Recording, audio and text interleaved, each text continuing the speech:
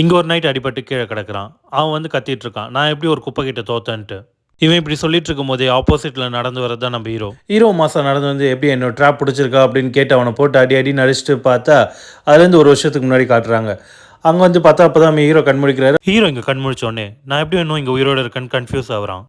அப்புறம் தான் அவர் ரியலைஸ் பண்ணுறாரு நம்ம ஃப்யூச்சர்லேருந்து பாஸ்ட்டுக்கு வந்திருக்கோன்ட்டு. அது மட்டும் இல்லாமல் ஹீரோக்கே எப்படி பாஸ்ட்டுக்கு வந்தோன்னு தெரியல.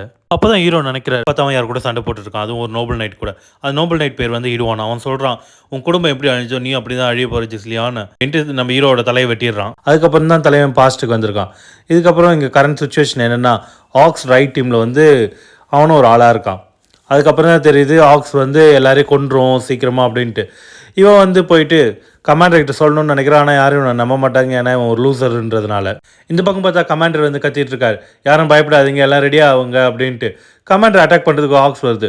உடனே திடீர்னு பார்த்தா ஹீரோ முன்னாடி வந்து அந்த ஆக்ஸ் கையை வெட்டிட்டு மாசா நிற்கிறாங்க. மக்களை இதுமாரி மான்வா எக்ஸ்பிளேஷனை தமிழில் பார்க்கறதுக்கு நம்ம மான்வா இன் தமிழ் சேனலை சப்ஸ்கிரைப் பண்ணிக்கோங்க, ஃபாலோ பண்ணிக்கோங்க. டிஸ்கிரிப்ஷனில் லிங்க் கொடுத்துருக்கேன். ஃபுல் வீடியோ பார்க்கணுன்னு நினைக்கிறவங்க பார்த்துக்குங்க.